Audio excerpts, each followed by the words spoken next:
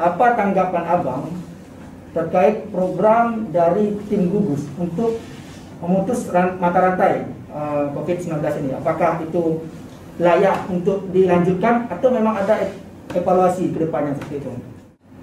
Terima kasih. Jadi sesuai dengan tugas dan fungsi kami di sini selaku yang ber-SK di dalam gugus COVID-19 Kabupaten Aceh Tenggara, ada beberapa rekan wartawan dan termasuk saya sendiri, yaitu berfungsi sebagai media atau komunikasi atau strategi komunikasi, media monitoring dan juru bicara dari gugus COVID-19 di Kabupaten Aceh Tenggara. Jadi kami menyikapi sangat positif langkah-langkah yang diambil oleh pemerintah sesuai dengan prosedur yang ditetapkan dari pusat. Berarti yang Bapak maksud itu adalah ada banyak masyarakat yang melanggar aturan seperti itu? Iya. Disuruh jaga jarak, malah nongkrongnya rame-rame seperti itu. Nah, itu apakah benar Pak Kapolres? Jadi setelah kita melakukan, jadi satuan gugus tugas ini setelah dibentuk 31 Maret, 2 minggu kemudian kita lakukan kegiatan monitoring. Ya. Jadi istilahnya kita pengen melakukan pengawasan secara langsung ke desa-desa, sejauh mana kesiapan desa dalam rangka upaya penanganan penyebaran COVID-19 ini. Emang dari pantauan kita di lapangan, sekarang yang perlu kita evaluasi sebenarnya sejauh mana kesadaran masyarakat itu sendiri sebenarnya. Jadi di forum ini saya pengen menegaskan bahwasanya dengan kondisi keadaan Kabupaten Aceh Tenggara yang sampai detik ini masih zero yang dinyatakan positif COVID-19. Tapi ini ada dua kemungkinan nih, apa memang betul-betul nggak ada atau memang belum ketahuan kan ya, benar. Nah, jadi disinilah kita pengen mengajak kepada seluruh masyarakat sebenarnya, karena zona kita masih zero ini perlunya satu upaya untuk pencegahan supaya memang betul-betul nggak ada kan demikian. Kalau misalkan nanti sudah ada yang positif, artinya upaya pencegahan kita nggak berhasil kan demikian. Jadi upaya pencegahannya apa? Sebenarnya kalau mungkin kita di media bahwasanya para tenaga medis sebenarnya beliaulah garda terdepan.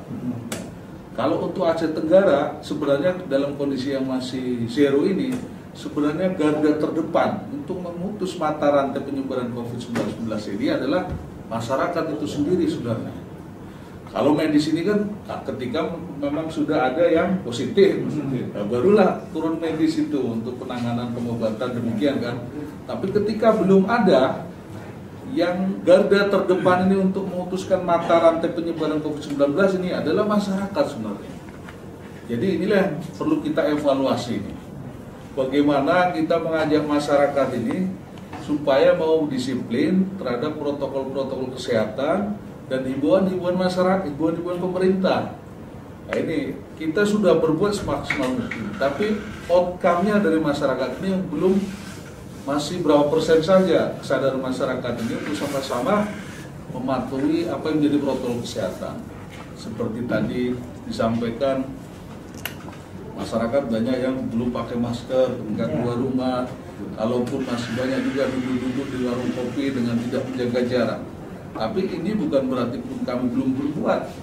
Perlu saya laporkan juga di forum ini, kami setiap malam itu selalu ada anggota ya saya yang distantekan di Polres itu untuk melakukan kegiatan patroli untuk menghimbau pada mereka ini supaya kalau memang dia mau ngopi ya sudah ngopi, tapi perhatikan jaraknya. Kemudian upaya yang kami lakukan juga, kami sudah panggil semua, siapa itu, ada pemilik rumah makan siap saji dan pengelola kedai kopi itu saya panggil ke Polres sana. Kita lakukan buat kontrak lah seperti itu. Jadi saya mengajak kepada para pengelola UKM ini untuk ikut berperan aktif dalam upaya pencegahan penyebaran COVID ini.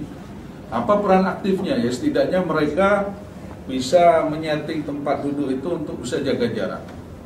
ataupun kalau tidak dia bisa menyiapkan masker kepada pegawai-pegawainya, pelayan-pelayannya. Karena saya lihat pun masih banyak juga pelayan-pelayan itu pun nggak pakai masker.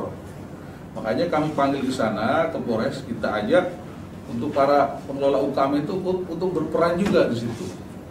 Kalaupun nggak menyediakan masker untuk pelayanannya, dia pasang spanduk di tempat kedainya ataupun warungnya yang berbentuk himbauan-himbauan kepada masyarakat, pada pelanggan yang datang untuk selalu menjaga jarak, menggunakan masker. Inilah sebenarnya forum ini bagus dibuat, ya kan, dengan harapan pada ruang publik ini adalah satu upaya tindakan gimana sama-sama untuk menyadarkan masyarakat ini. Emang sulit ini karena ini kita kebiasaan, kita salaman pun nggak boleh bersentuhan. Jadi satu kebiasaan yang ini kan sudah budaya, namanya salaman kita harus jabat tangan. Tapi ketika dia mau jabat tangan terus kita begini, ya kan, ini mungkin satu hal yang sulit karena ini satu kebiasaan. Tapi memang harus dibuat ini. Inilah salah satu protokol kesehatan yang harus kita patuhi dalam rangka memutus mata rantai penyebaran COVID-19. Oke, baiklah, kita lanjut acara diskusi terkait wabah COVID-19 yang merajalela. Nah, jadi ini adalah sesi kedua. Mungkin selamat datang kepada perwakilan dari Disperindak, Pak Kabit ya Pak? Ya, Kabit. Mungkin yang ingin kita tanyakan kepada Disperindak, bagaimana kesiapan stok nih Pak? Stok makanan, stok minuman dan lain sebagainya, kebutuhan pangan bagi masyarakat dalam menyambut bulan Ramadan, yaitu dalam mengisi aktivitas pada bulan Ramadan ini. Apakah sudah memadai atau mungkin seperti tahun-tahun yang sudah lewat? Ada stok tapi harganya wah mahal banget gitu kan? Bagaimana itu Pak? Sebelumnya saya perkenalkan diri, nama saya Salaminka Sarjana Pendidikan, Kepala Bidang Perdagangan di Dinas Perdagangan Kabupaten Tenggara. Terkait tadi seperti apa yang disampaikan kepada kami, ya, yang pertama sekali ketika terjadinya penyebaran virus COVID-19, ya, kemudian Kabupaten Tenggara membentuk tim gugus, ya, kita langsung melakukan antisipasi karena penyebaran COVID ini nanti dia terkait dengan ketersediaan bahan pokok dan barang penting lainnya. Nah, lalu kita menyampaikan beberapa edaran. Yang pertama sekali edaran Pak Bupati tentang larangan membawa komoditi padi dan beras untuk menjual ke luar daerah Kabupaten Jatinegara. Nah, setelah kunjungan Forkompinda dan Komisi 4 DPR RI ke Bulog, juga sebelumnya kami dari dinas juga akan meminta ketersediaan beras di Bulog. Ya. Dari hasil kunjungan itu kita melihat bahwa ketersediaan beras di Bulog itu mencukupi sampai dengan 3 bulan ke depan dari bulan 3 kemarin. Nah, kemudian pada saat ini kita sudah memasuki masa panen, maka edaran Bupati tentang larangan membawa dan menjual beras ke luar Kabupaten Tenggara itu dicabut kembali. Sekarang diperbolehkan, ya, karena memang dari hitungan jumlah penduduk dan dan kebutuhan pangan itu ya sudah kita hitung dari stok Bulog dan masa panen ini, ya, itu mencukupi sampai dengan Oktober. Ya, nah, kecuali padi ini masih tidak diperkenankan bawa ke luar daerah. Nah, itu yang pertama. Kemudian yang kedua, dalam situasi penyebaran COVID-19 di Aceh Tenggara, Dinas Perdagangan Perindustrian dan Tenaga Kerja Tenggara juga sudah melakukan mengantisipasi, ya, mengeluarkan himbauan dan surat edaran kepada pengusaha dan seluruh masyarakat Aceh Tenggara yang untuk tidak berbelanja berlebihan, ya, untuk tidak belanja berlebihan. Kemudian kebutuhan pokok sehari-hari dan larangan penimbunan bahan kebutuhan pokok dan barang penting. Ya, ini juga akan dilakukan setiap hari pemantauan oleh Dinas Perdagangan. Ada tim yang turun ke jalan memantau harga kebutuhan pokok dan ketersediaan kebutuhan pokok di pasar-pasar tradisional. Kemudian situasi sekarang ini ya, harga kita masih stabil, harga kebutuhan pokok ya. Kemudian yang mengalami kenaikan harga itu gula. Ya, gula terjadi kelangkaan, tidak hanya saja di Kabupaten Tenggara, ini terjadi di seluruh kabupaten kota di Aceh. Ya, karena kita juga setiap hari bidang perdagangan itu menyampaikan laporan kebutuhan pokok itu ke Indak Aceh. Saya kira itu selanjutnya. Nah, situasi kondisi saat ini ya yang terjadi di Aceh Tenggara, dalam rangka mengantisipasi itu ya, kita di Dinas Perdagangan mengkaji ulang, ini perlu kami sampaikan pada diskusi publik ini ya, mengkaji ulang tentang harga eceran tertinggi LPG 3 kg. Ya, LPG 3 kg kita sudah kaji, kita sudah buat telaahnya kepada Bapak Bupati ya. Nah, sehingga sekarang Bapak Bupati sudah melakukan surat keputusan LPG 3 kg itu sudah turun dari 22.000 menjadi 19.000 per tabung ya, dari kajian itu. Nah, kemudian terkait dengan penurunan LPG 3 kg ya, kita Dinas Perdagangan bekerja sama dengan Dinas Perizinan dan Satpol PP sudah melakukan pemantauan ke seluruh pangkalan LPG yang ada di Aceh Tenggara, kemudian pengecer-pengecer.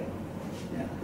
Jadi untuk mengantisipasi kelangkaan itu, ya, terjadinya harga melonjak ya, terkait dengan LPG, karena LPG ini juga adalah termasuk barang penting ya, di samping kebutuhan pokok.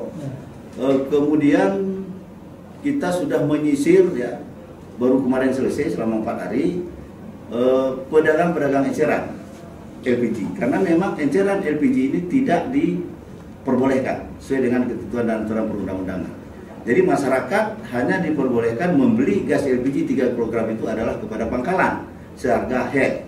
Nah, yang terjadi selama ini pangkalan, ada pangkalan-pangkalan ya, yang kita dengan data yang jelas kita berani nyatakan bahwa ada pangkalan yang memang nakal ya, tidak menjual kepada masyarakat tapi menjual kepada pengusaha pedagang yang untuk dijual kembali. Nah, sehingga harga luar biasa tinggi.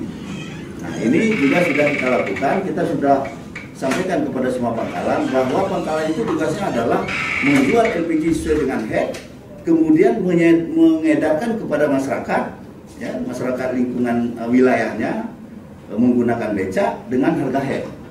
Nah, kemudian harga kita tegaskan juga kepada pangkalan bahwa pangkalan itu boleh menjual gas LPG 3 kg itu karena ini adalah barang bersubsidi kepada masyarakat yang diperuntukkan untuk memasak, bukan untuk menjual kembali. Nah, ini beberapa langkah yang sudah kita tempuh. Nah, sedikit lagi berkaitan dengan ini juga kita Dinas Perdagangan juga ada protokol tentang pelayanan di pasar. Dinas Perdagangan juga sudah menghimbau kepada masyarakat pedagang dan pembeli yang ada di pasar-pasar tradisional Aceh Tenggara itu untuk menggunakan masker pada saat berjualan, kemudian sarung tangan, ya, kemudian menjaga jarak 1,5 meter. Juga sudah kita himbau, kita umumkan pakai mobil, pakai di pasar-pasar tradisional, ya, pengeras suara. Nah, tapi yang terjadi sekarang ini, ya, himbauan kita ini tidak didengar oleh masyarakat, masih masih berdekatan. Nah, cuma kita di dinas berpikir ya, kalau ini tidak bisa kita lakukan, ya maka kita sedikit berbagi, ya, kita membagikan hand sanitizer kepada pedagang-pedagang. Saya kira itu yang dapat kami sampaikan. Terima kasih.